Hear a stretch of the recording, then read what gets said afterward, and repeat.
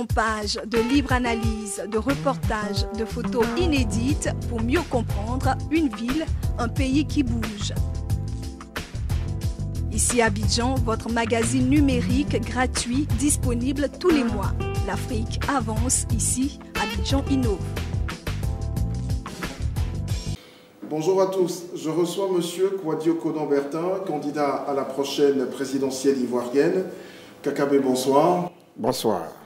Et merci d'accepter de participer à l'heure de vérité. Nous évoquerons quelques questions brûlantes d'actualité.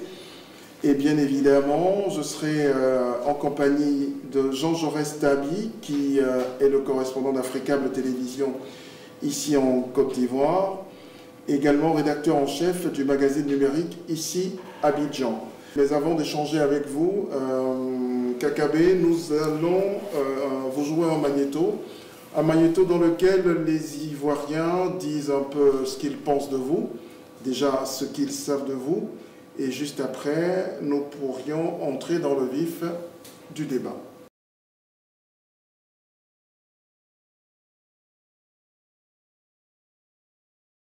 Kouadio Konan-Bertin, oui, je le connais. Il est député à la commune de Port-Boué. Je sais qu'il parle de la politique, c'est tout. Après ça, je ne sais plus rien de lui. Hein. Je le vois sur les journaux, à la télé, souvent lors des débats. En tant que leader du PDCI, qui est sorti du PDCI et qui maintenant a créé son parti politique. Ce n'est pas un ancien PDCI là, il le connaît très bien. Kakabe, bon, c'était un militant du PDCI, je crois bien. Mais maintenant, bon, il n'est plus militant du PDCI. C'est pas pourquoi il n'est plus au PDCI. Hein. Il a décidé d'être avec ceux qu'on appelle les frondeurs. Puisqu'il est en train de concurrencer le grand Bédier, donc de coup, on peut dire qu'il n'est plus au PDCI. Je préfère ne même pas savoir ce que c'est. Je l'ai aimé parce qu'il motive beaucoup les jeunes. Dans la politique, il a toute une partie qui peut prendre pour pouvoir aider les jeunes. Je pense même qu'il veut se présenter aussi à la présidentielle, c'est ça? Bon, là, seulement génération de président. Kakabe, dans le temps, il était assez virulent. C'est un jeune, il a de la fougue. Et actuellement, il œuvre plus pour la stabilité de la Côte d'Ivoire, pour que la paix règne en Côte d'Ivoire. Ouais, non, mais c'est normal qu'il joue son rôle d'opposant, mais qu'il soit un opposant constructif, qui apporte quand même quelque chose. Voilà, il ne faudrait pas qu'il soit un opposant comme les autres opposants qui ont été dans le passé, qui n'apportent pas un programme même direct même à la Côte d'Ivoire. C'est-à-dire s'il lui vient, il doit faire aussi des changements aussi. Voilà, parce que quand il vient, il ne faut pas faire la même chose. Parce que depuis qu'il parle là, on n'a pas encore vu son programme. Ou bien il n'a pas encore présenté un programme même aux Ivoiriens. Ses opinions, bon, chacun peut interpréter comme il veut, mais il a une ligne politique qu'il défend. Bon, je pense que beaucoup de jeunes se reconnaissent en lui. Parce qu'il se prépare pour 2020. Pour le moment, on est là, on observe, mais on sait qu'il n'est pas prêt pour 2015. On sait ça, lui-même, il sait qu'il n'est pas prêt pour 2015. On sait que son temps viendra. Voilà, mais pour le moment, là, il y a les dieux qui sont là. Ce jeu-là, il ne peut pas. Donc, il n'a qu'à attendre après 2015. Et 2020 plutôt. Après 2020, là, il pourra se présenter.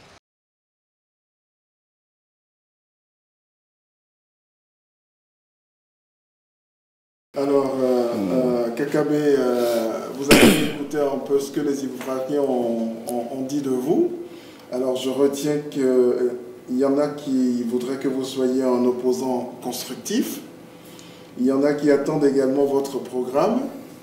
Et il y en a également qui disent, bon, 2015, c'est trop tôt pour lui. Il vaut mieux qu'il prenne son mal en patience jusqu'à 2020 et puis on verra. Qu'est-ce que vous répondez à tout ça? Ben, merci. Ce que nous faisons, en tout cas en ce qui me concerne, je le fais pour les Ivoiriens. Donc il est bon que de temps en temps, nous puissions avoir leur appréciation sur ce que nous faisons. Je respecte les opinions qu'ils ont exprimées librement d'ailleurs. C'est ça, la liberté d'expression, la liberté d'opinion. De temps en temps, il faut avoir un miroir qui reflète votre propre image pour essayer de voir ce qui peut être corrigé dans ce que nous faisons, puisque nous sommes tous des humains et aucune œuvre humaine n'est parfaite. Il est clair que je prends en compte tout ce que j'ai entendu là. C'est à moi de convaincre les Ivoiriens. de mes capacités à présider à leur destinée. Donc chaque fois qu'on émet des critiques, c'est toujours bon à prendre en compte et à œuvrer pour que justement demain, tout le monde soit unanime sur notre capacité justement à conduire la Côte d'Ivoire dans la modernité et dans le progrès. Alors, nous allons donc ouvrir notre débat en évoquant les conditions générales d'organisation de la prochaine présidentielle. Cette matinée, la commission électorale indépendante était face à la presse et faisait le point de l'exécution du calendrier électoral. Je vous en propose un extrait et juste après, nous pourrions entrer dans le vif de notre échange.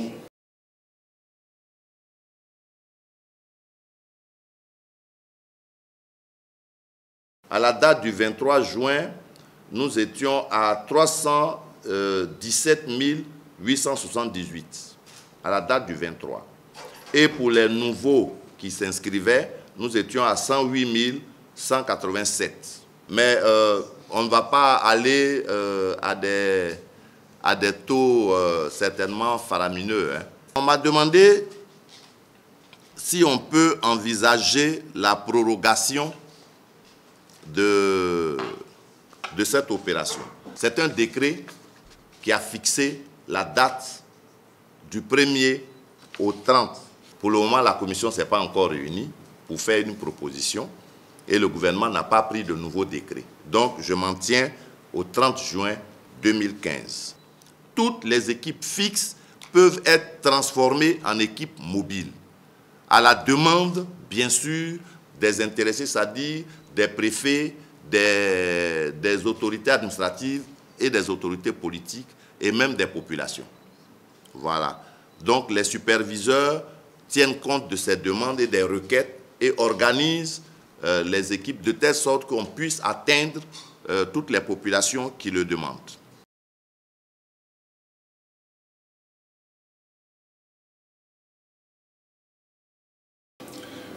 Voilà. Alors,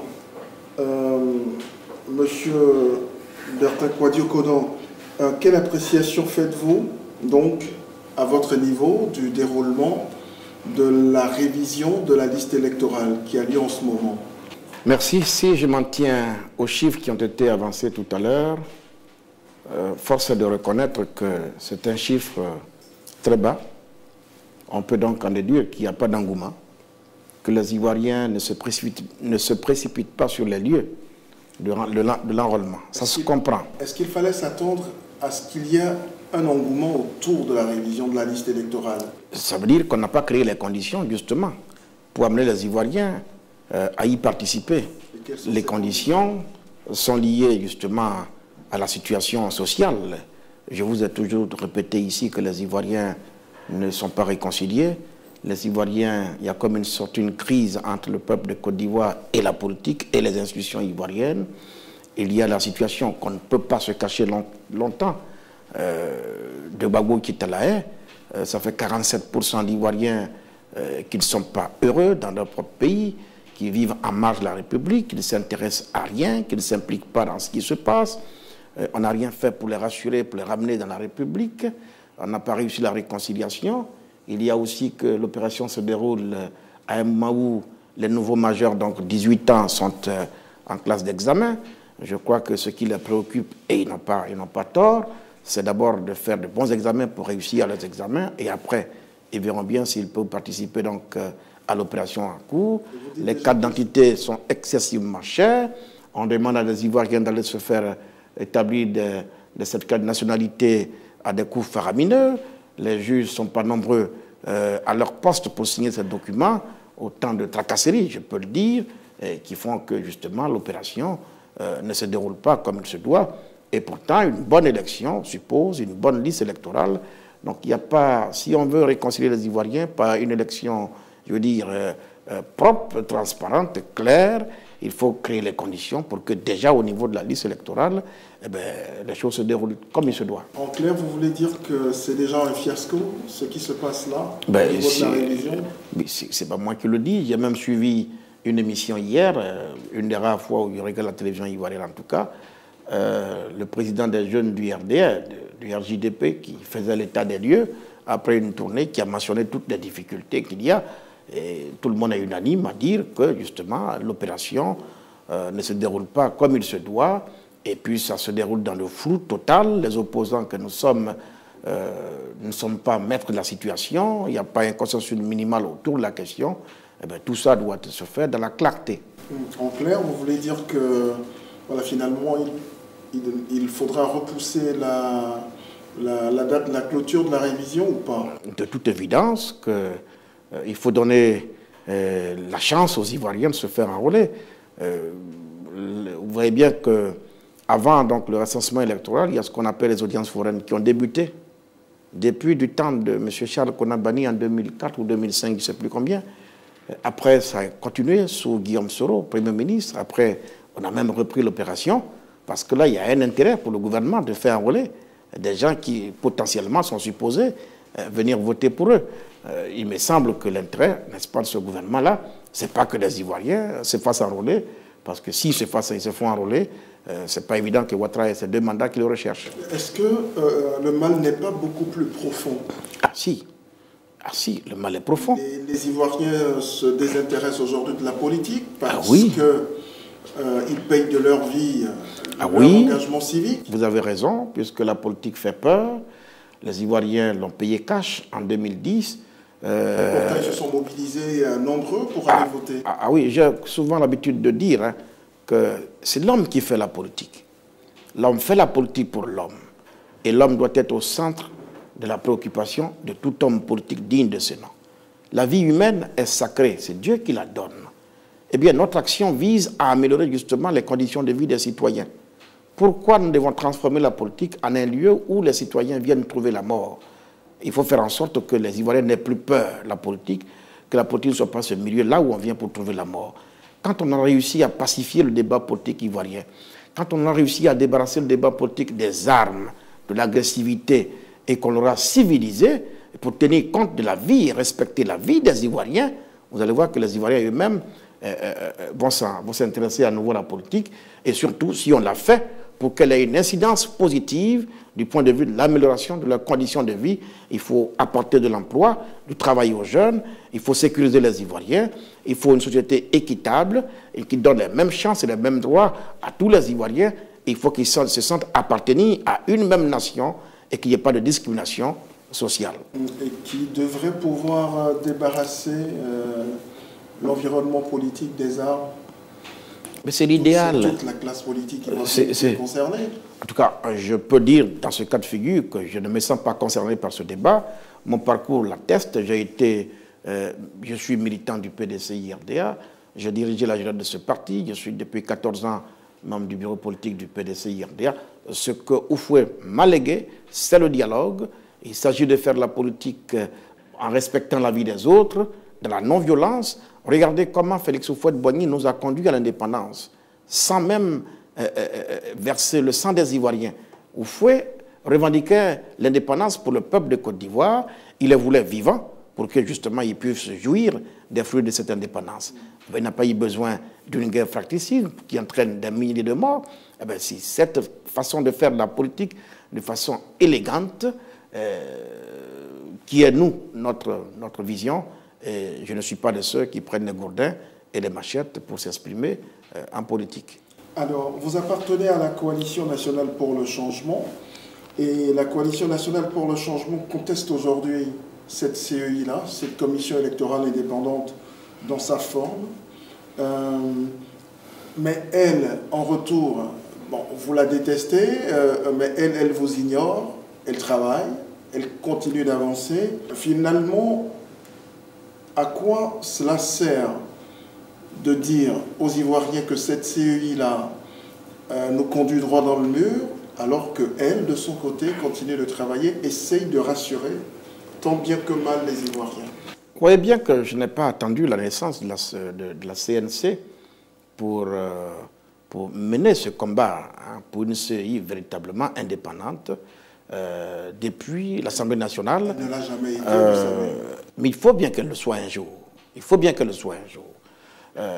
Obama nous l'a indiqué le chemin au Ghana, aux Africains, en disant, et je cite, ce dont l'Afrique a besoin, Ce n'est pas des hommes forts, mais des institutions fortes. Faisons en sorte que, justement, nous puissions avoir dans nos États africains des institutions fortes, crédibles, qui inspirent confiance, auxquelles les Ivoiriens ou le peuple adhèrent.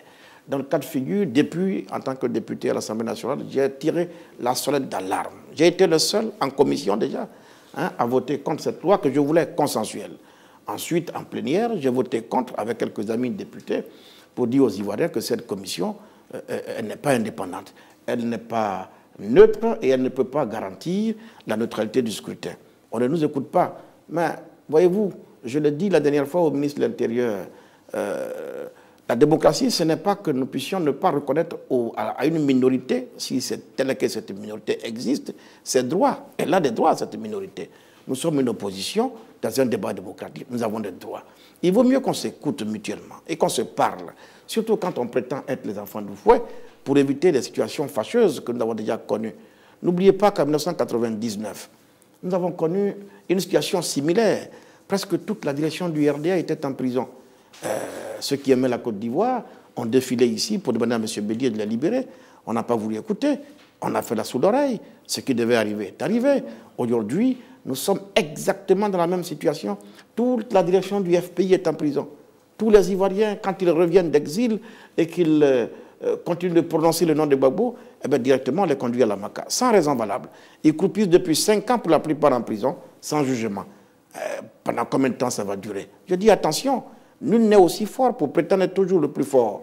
C'est pourquoi, donnons une chance au dialogue. Parlons-nous entre Ivoiriens pour que ce dialogue-là fasse le bonheur des Ivoiriens. Alors justement, vous avez été reçu, la CNC a été reçue M. Ahmed Bakayoko. Qu'est-ce que vous lui avez dit? Qu'est-ce qu'il vous a répondu? Depuis la naissance de la CNC, c'est la première fois justement qu'une autorité de ce niveau nous reçoit. C'est une bonne chose, il faut saluer cela. Je veux dire, c'est un début.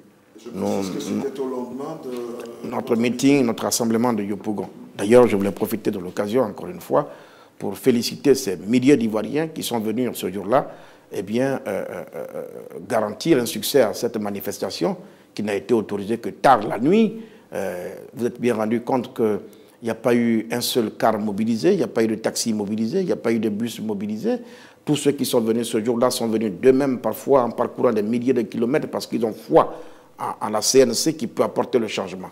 Et à l'issue donc de ce meeting, nous avons donc été reçus par le ministre de l'Intérieur, à qui nous avons présenté à nouveau nos objectifs. Nous avons réaffirmé notre désir d'aller aux élections, de participer à ces élections, mais pas à n'importe quelle condition. Nos revendications ont été mises au grand jour. Notre souhait, c'est que le président de la République lui-même prenne la pleine mesure de la situation qui prévaut et qu'il invite l'opposition que nous sommes à la table de négociation pour que nous puissions décrisper l'atmosphère, créer les conditions d'un processus électoral, bien sûr consensuel, qui débouche, bien sûr, sur des élections apaisées pour que cette fois, ce soit plutôt dans l'allégresse, dans la consécration de la vie des Ivoiriens, que nous puissions proclamer un résultat qui soit le résultat des urnes et qui traduit la volonté des Ivoiriens pour qu'il soit accepté et qu'il n'y ait plus de crise post-électorale. Et pour que vive la démocratie. Pour que vive la Côte d'Ivoire. Voilà. Et qu'est-ce que Bakayoko vous a répondu? Je crois qu'il a écouté, il a pris très bonne note. Il a fait que vous écoutez? Il y a un début de solution, d'explication, mais écoutez, vous êtes bien d'accord avec moi que ce n'est pas M. Bakayoko qui décide. Ce que nous devons être en droit d'attendre, c'est bien sûr une rencontre avec le chef de l'État. Est-ce que vous espérez cette rencontre-là? Est-ce qu'elle viendra un jour? Je ne désespère pas. Et je crois que si M. Alassane Dramane Ouattara, le président sortant, aime la Côte d'Ivoire et qu'il est vraiment le fils d'Oufouet, un des enfants d'Oufouet, alors il n'y a pas de raison qu'il ne privilégie pas en pareille situation le dialogue, parce que le mépris et l'orgueil détruisent aussi bien les individus que les peuples. Alors, justement, en parlant d'Alassane Ouattara, il a fait part récemment de sa volonté de désarmer par la force tous ceux qui, au 30 juin prochain, seraient encore en armes. Parlant des ex-combattants, on peut dire que c'est rassurant à quelques mois de la présidentielle, non? C'est seulement regrettable que ce soit seulement à la veille des élections qu'on affiche cette volonté. J'ose espérer qu'en le disant, il y croit et qu'il va justement, les Ivoiriens l'observent. Il est le chef de l'État, garant de l'unité nationale, garant de la sécurité des biens, des personnes et des biens. Il a la responsabilité, le devoir de faire en sorte que la paix et la sécurité règnent sur le territoire. J'ose espérer qu'il le fera avant les élections. En tout cas, moi, j'ai indiqué clairement que je suis candidat. Je ferai campagne sur les 322 000 km² contre la Côte d'Ivoire. Et je ne souhaite pas que dans un coin de la Côte d'Ivoire, il se trouve des Ivoiriens qui usent de violence pour nous empêcher de dire aux Ivoiriens ce que nous voulons justement pour eux comme projet. L'autre point de ce débat, c'est, justement, on en parlait tout à l'heure, c'est la CNC, sa configuration, ses ambitions. Vous en parlerez directement avec Jean Jaurès Dabi d'Africable Télévision. Mais avant, je vous fais écouter un troisième magnéto dans lequel on s'est aperçu dimanche dernier qu'entre vous et Mamadou Coulibaly, ce n'est pas la grande harmonie. On écoute et puis on reprend le cours normal de ce débat.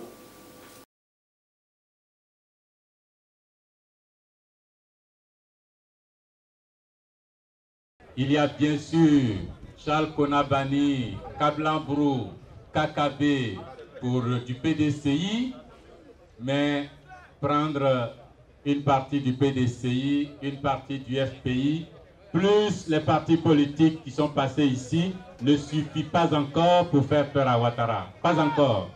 Nous sommes très loin du compte. Nous sommes très loin du compte. Il nous faut aller attaquer Ouattara sur ses propres bases. Ce qui a fait jusqu'à présent sa force, c'est de toujours penser qu'il y a des gens en Côte d'Ivoire ici qui lui sont dédiés définitivement. Qu'il y a des gens en Côte d'Ivoire ici qui sont comme des moutons dans ses mains. Alors, si on veut être suffisamment nombreux, on ne peut pas se contenter du format de la CNC actuelle. Il nous faut encore beaucoup d'Ivoiriens.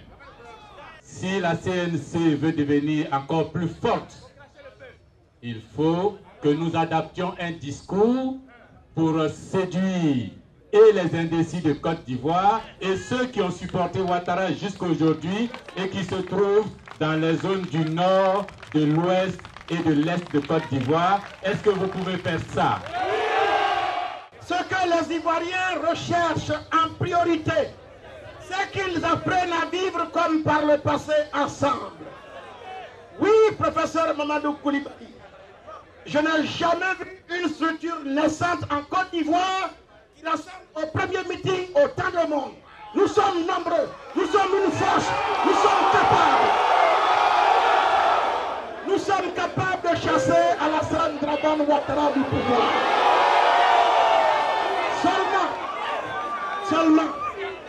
Seulement, à la différence de M. Ouattara, la CNC va gouverner le pouvoir pour tous les Ivoiriens. Je vous demande de vous lever comme vous l'êtes ce matin. Nous sommes un peuple debout. Nous avons notre destin entre nos mains. On va le gagner, j'en suis convaincu. On le gagnera en utilisant notre intelligence. On le gagnera en utilisant notre force et notre unité, notre cohésion. Je vous demande de ne pas laisser les autres seuls aller se faire enrôler sur les listes électorales. Sinon on va le payer cash. On va le payer cash, ce sera trop tard.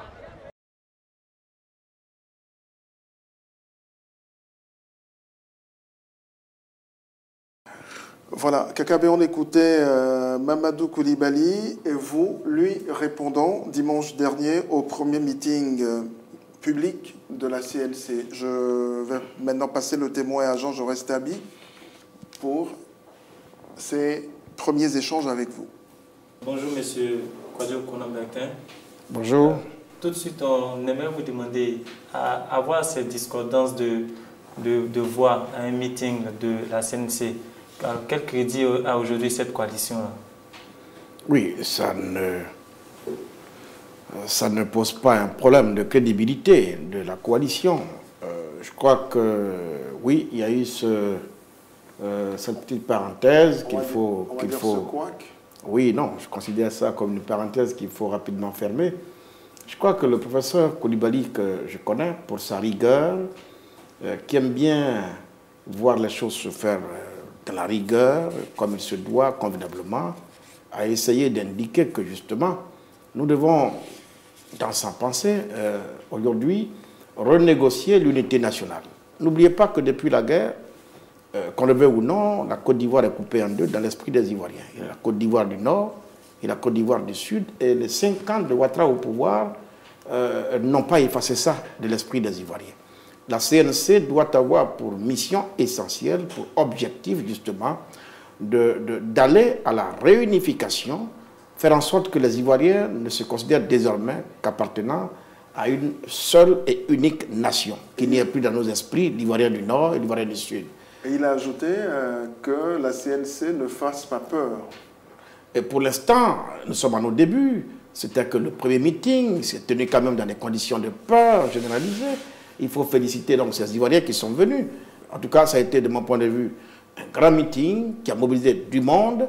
Et ce monde-là, à Yopougon, qui est venu sans se faire transporter dans les cars, dans les bus, comme le fait Ouattara. Et ce monde-là est déterminé à chasser Ouattara du pouvoir par les urnes. Alors, c'est une parenthèse qu'il faut vite refermer, comme vous le dites, mais c'est aussi des choses qu'on ne peut pas ignorer quand on sait que déjà la CNC a enregistré des désistements, notamment le désistement de l'ambassadeur Essia Mara. Ah non, je ne peux pas vous permettre de dire ça, excusez-moi. La CNC n'a jamais enregistré le désistement.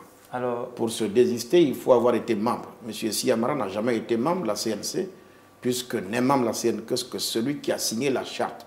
Jusqu'à preuve du contraire, M. Essia Mara n'a jamais signé la charte de la CNC, donc il n'a jamais été membre de la CNC pour qu'on parle de désistement. Mais n'est-ce pas plutôt pourquoi il ne l'a pas signé, cette charte, peut-être que vous lui poserez la question le jour où vous le verrez, et c'est à lui seul de vous dire, aux Ivoiriens, pourquoi il n'a pas signé. Monsieur Essia Mara, l'ambassadeur Essia Mara, par la voix de ses proches, a dit notamment que qu'il avait souhaité qu'il y ait des aménagements au niveau de la charte de la CNC et que les autres leaders n'ont pas tenu compte de ces propositions-là. Je n'ai pas souvenance qu'il y ait eu un tel débat en notre sein. Je suis moi-même un des signataires de la charte. J'ai participé à toutes les rencontres qui ont eu lieu avant qu'on ait la signature. Je n'ai pas souvenance qu'un tel débat ait eu lieu en notre sein. Alors, est-ce que finalement ces balbutiements-là ne sapent pas tout le travail qui est fait au niveau des leaders de la CNC?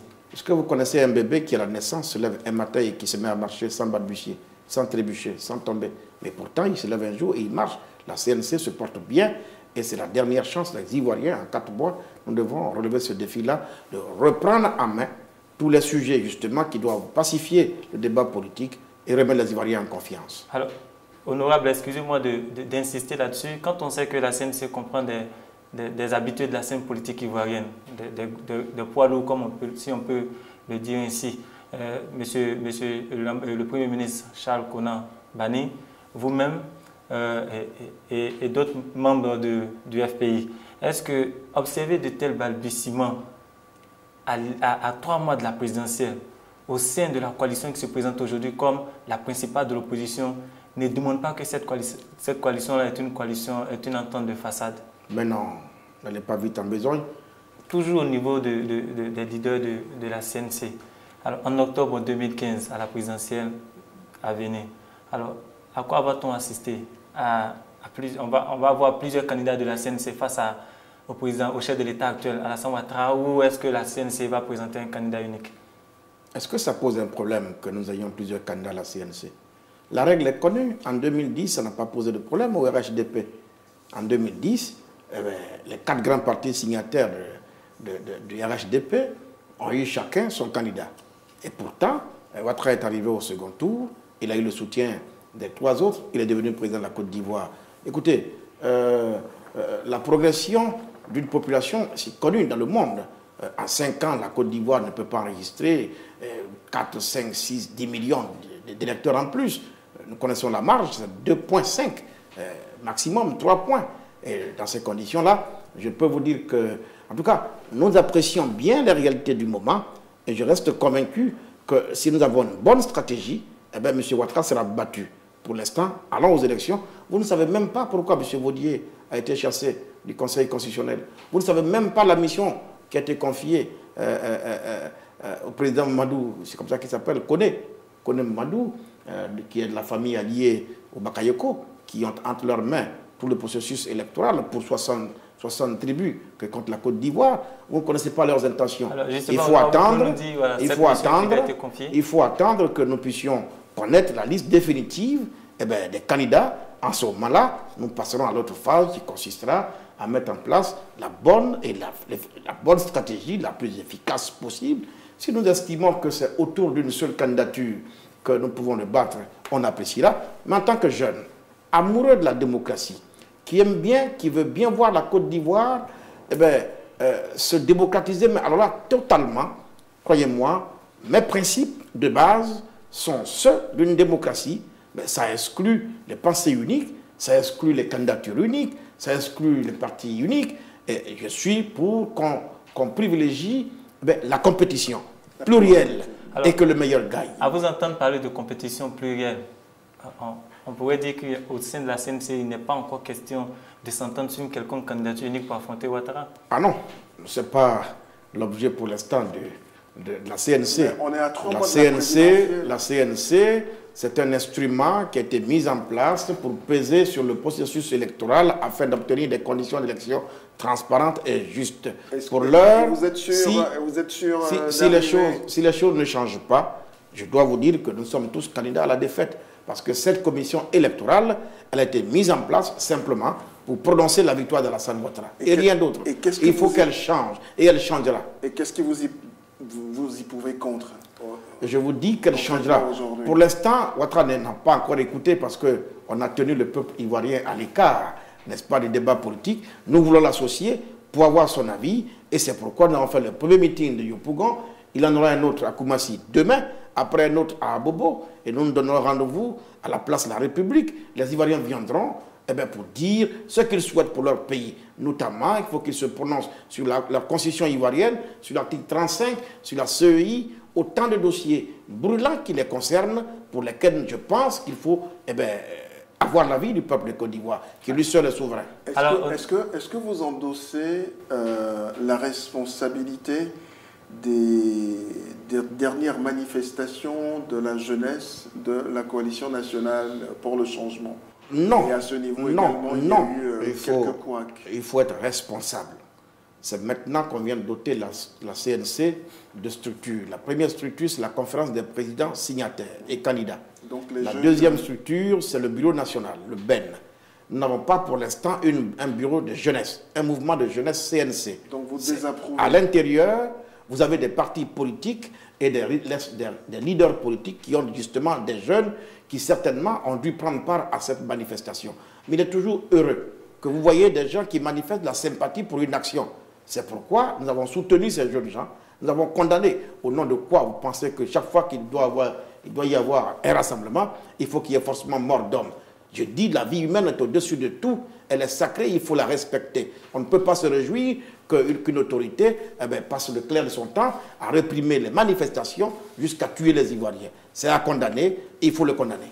Alors, honorable, si le but de la CNC, aujourd'hui de la naissance de la CNC, c'est de faire pression seulement, alors est-ce que vous pouvez dire aux Ivoiriens ce qui réunit ces capitalistes, ces libéraux, ces socialistes qui forment aujourd'hui la CNC? C'est quand même un mélange qui détonne. Mais ils ont un point commun, c'est qu'ils sont tous Ivoiriens. La mère patrie, la Côte d'Ivoire est malade. Laissez-moi vous dire, non, ce n'est pas une ambition que de penser qu'il faut faire partie de Ouattara. Ouattara n'est pas le problème pour l'instant de la Côte d'Ivoire. Moi, je crois qu'aujourd'hui, je considère un peu la situation de Ouattara comme une sorte de croûte sur une plaie. La plaie, pour la soigner, il faut se débarrasser de la croûte. Et quand vous avez enlevé la croûte, vous allez vous rendre compte que la Côte d'Ivoire, les Ivoiriens eux-mêmes, je ne vais pas anticiper sur le projet de société que je présenterai bientôt au mois de juillet aux Ivoiriens. Le problème de fond n'est pas encore abordé. Il faut justement créer les conditions pour que nous puissions aborder les problèmes, les vrais problèmes de la Côte d'Ivoire. Et donc, croyez-moi, notre ambition, ce n'est pas de nous mettre ensemble pour chasser un individu. Non. c'est de participer à une élection qui doit déclarer un vainqueur. Et ce vainqueur-là, il ne peut pas être Alassane Ouattara. Ça, on l'a affirmé. Mais pour l'instant, c'est quoi la différence alors? Pour l'instant, il s'agit d'Ivoiriens qui sentent le besoin de se mettre ensemble au chevet de la même malade, la Côte d'Ivoire. Peu importe nos origines, d'où que nous venons. On dit que quand la maison prend feu et qu'il faut éteindre le feu, ce n'est pas la couleur de l'eau qui importe. Le plus important, c'est d'éteindre le feu. L'important ici, c'est que ces Ivoiriens-là, d'où qu'ils viennent, aient pris conscience que la Côte d'Ivoire va mal, qu'il faut unir nos forces dans l'immédiat pour parer au plus pressé, sauver la Côte d'Ivoire par la mise en place d'une CEI indépendante, d'un processus électoral qui soit, je veux dire, pas biaisé et qui amène à une élection ma question, c'est comment vous allez y arriver? Cette CEI-là travaille déjà. On a un calendrier électoral. Tout ce que vous dites n'intéresse pratiquement personne. Alors, comment vous allez y arriver? Je reste convaincu qu'on va y arriver. Comment? Je reste convaincu qu'on va y arriver. En prenant la rue, qu'est-ce que vous allez faire? Si les Ivoiriens sentent le besoin de prendre la rue pour que justement leur volonté soit faite, ce n'est pas à moi de le dire. Ils l'exprimeront. Voyez-vous ce qui se passe au Burkina Faso aujourd'hui? Ça fait 28 ans que Sankara a été enterré. Aujourd'hui, nous sommes en train de relever le reste de ces ossements. Moi, ce que je veux dire, il faut tirer la leçon du passé. Et on peut éviter tout ça en s'écoutant, en se respectant, en évitant de mépriser, en évitant d'introduire la suffisance dans le débat politique. C'est le moins que je peux dire. Honorable, vous n'allez pas appeler les Ivoiriens aujourd'hui à manifester dans la rue? Quand on sait qu'il y a quelques années, les marches sur la RTI, notamment pour le compte du RHDP, et les marches en janvier 2011, vous avez été le principal acteur de ces marches-là. Alors comment comprendre qu'aujourd'hui, vous dites que vous ne pouvez pas appeler les Ivoiriens à marcher? Je n'ai pas dit ça. Je dis que si les Ivoiriens sentent la nécessité d'occuper les rues pour que justement leurs revendications soient prises en compte, eh bien, les Ivoiriens n'hésitent pas à le faire. De quoi, de qui avez-vous peur? De la même façon... Face à Gbagbo, vous l'avez fait? Face à Ouattara, vous ne le faites pas? Si, de la même façon, j'ai appelé les Ivoiriens à libérer la RTI en 2010 ou en 2009, je ne sais plus à quel moment. Je suis prêt à tout moment à reprendre d'ailleurs. Mais justement, la RTI n'est pas libérée. Malheureusement, on constate qu'elle n'est pas libérée. Alors, on va assister à une autre marche sur la RTI. Elle a simplement changé de main. Alors donc on va s'attendre à une autre marche sur la RTI. Il n'est pas exclu que dans les prochains jours, dans les prochaines semaines, dans les mois à venir, il n'est pas exclu que nous organisons une marche pour libérer la RTI. La présidentielle est dans 3 mois. Oui, croyez-moi, je suis optimiste sur le calendrier. Moi, je n'ai pas de problème. Écoutez, les Ivoiriens sortent là d'un traumatisme. Sous le règne des Dozo, la terreur et la peur. Bon, il a fallu attendre un temps soit peu pour être sûr qu'en engageant les actions, on ne va pas encore compter des morts. Maintenant, je crois que les conditions sont réunies. C'est un processus irréversible. On a commencé dans un jeu clair de non-violence pour revendiquer nos droits. Eh bien, nous le ferons jusqu'à ce que M. Ouattara comprenne la nécessité d'écouter. Honorable, tout le long de votre parcours politique, vous dites la vérité. Vous dites toujours les choses comme vous les ressentez. Alors c'est cet homme politique-là que je m'en vais interroger maintenant. Au niveau de la CNC, si on vous demande en tant qu'acteur politique aujourd'hui, qui, selon vous, porte les habits de leader? C'est vrai qu'il y a beaucoup de leaders au sein de la CNC, mais aujourd'hui, quel est l'acteur politique au sein de la CNC qui fait l'unanimité? Laissez-moi vous dire que nous avons fait le choix de ne pas y penser. C'est-à-dire, l'objectif ou la priorité pour nous, ce n'est pas de dégager un leader. La priorité pour nous ici, c'est de tenir compte, de prendre en compte, je dis, les forces de chacun d'entre nous, les mutualiser pour aller très vite. Car n'oubliez pas que nous n'avons pas beaucoup de temps. Après que nous ayons obtenu des conditions optimales de transparence pour les élections, ces questions de leadership vont se régler. Moi, je pense humblement que cette question de leadership est déjà réglée au sein de la CNC. Puisque lors des meetings de la CNC, c'est Laurent Gbagbo qui est le plus applaudi par vos militants. En tout cas, ceux qui font le déplacement pour vous écouter. Oui, est-ce que ce n'est pas un peu choquant pour vous maintenant que vous organisiez une manif et ce soit plus le nom de Laurent Gbagbo qu'on prononce, qu'on scande?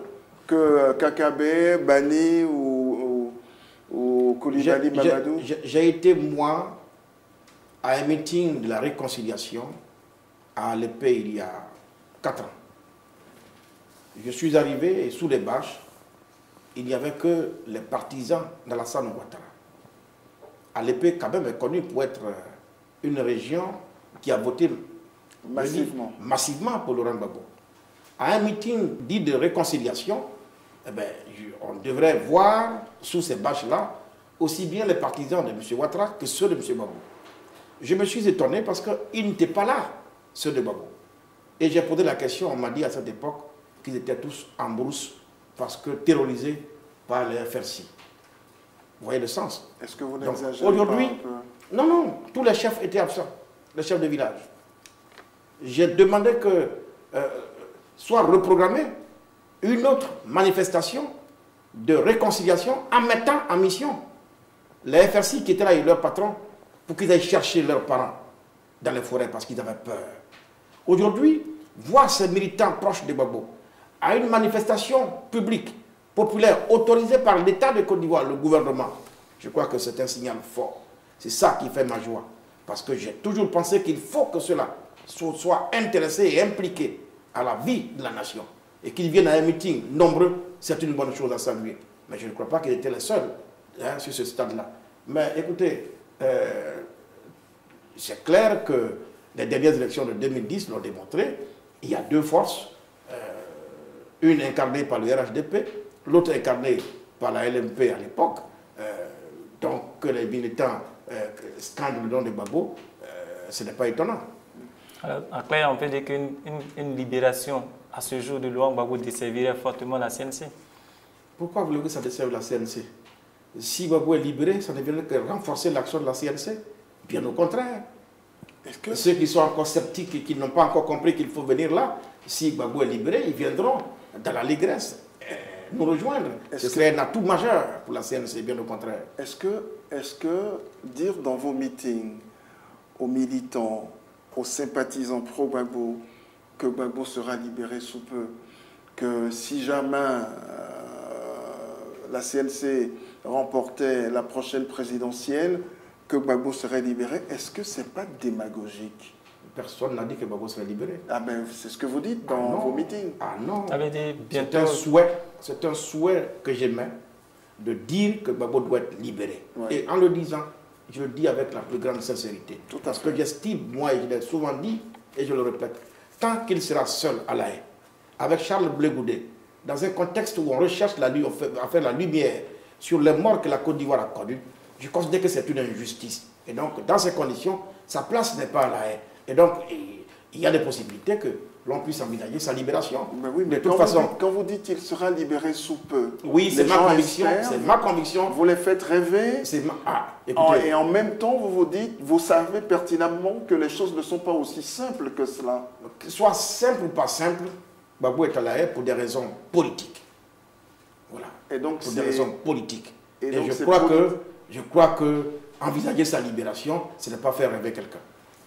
Bien au contraire. J'ai une toute dernière question. Quelle est la position de la CNC aujourd'hui sur l'éligibilité ou non du chef de l'État actuel? La CNC s'est clairement prononcée sur la question. Nous demandons l'application stricte de notre Constitution. C'est-à-dire? C'est-à-dire que toutes les candidatures qui vont se dégager doivent être en conformité avec toutes les dispositions de la Constitution. Bonic Lavry disait récemment que voilà, qu'il fallait remettre la question de l'éligibilité du président Ouattara sur la table et qu'il n'est pas éligible, au même titre qu'elle-même. Il est clair qu'on ne peut pas nier que Ouattara est un antécédent avec la Constitution ivoirienne, puisque pour qu'il soit candidat en 2010, il a bien fallu une mesure exceptionnelle. En application de l'article 48, on lui a laissé le soin de régler ces questions-là pendant les 5 ans, volontairement. Il les a ignorées jusqu'à la fin de son mandat. pour des raisons qui lui sont propres, il ira aux Ivoiriens. Pourquoi il a ignoré ces questions-là? Maintenant, il est président de la République, il est là, il est le premier magistrat de ce pays. Oui. Est-ce qu'on peut lui dire qu'il n'est pas éligible? Il est le premier magistrat, donc il est le premier à savoir lire et interpréter la constitution ivoirienne et à les appliquer. Moi, j'étais à Marcoussis. Il y a eu des accords à Marcoussis qui se sont imposés à notre constitution avec à la clé que le président élu, justement, mette ces lois-là en conformité avec la loi fondamentale. Nous avons attendu, en tout cas en tant que député, pendant 5 ans, vainement, que nous puissions nous prononcer sur ces questions majeures. D'ailleurs, vous avez vu que hier à la télévision, ils ont pris soin d'ignorer réellement cette question. Mais peut-être que Ouattara a son idée sur la question. Dans tous les cas, je crois que personne ne peut délibérément bafouer la constitution des Côtes d'Ivoire sans avoir le peuple ivoirien contre soi. Ce sera l'une des batailles de la CNC, la question de l'éligibilité? Ce n'est pas une bataille, on n'a fait pas une fixation. Chacun de nous sait qu'il doit être en règle vis-à-vis de la Constitution. Ce n'est pas à quelqu'un de rappeler à un autre ce qu'il doit faire. Ça s'impose à tous. Merci Bertin Kouadio-Konan, merci d'être passé par chez nous. C'est moi qui vous remercie.